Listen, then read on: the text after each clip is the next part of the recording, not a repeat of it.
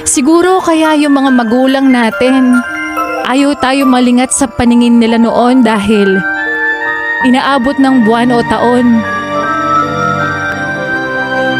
bago ka nila makasama ngayon.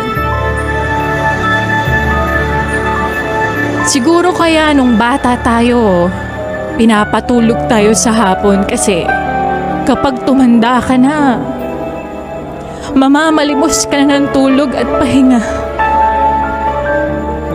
Siguro kaya pinapakain tayo ng masustansya noon para sa pagtanda mas malakas nating haharapin yung mga pagsubok ng buhay.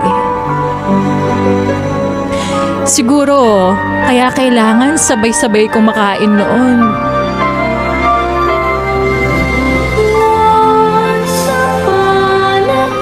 Kasi darating pala yung araw na mag-isa ka na lang kakain ngayon.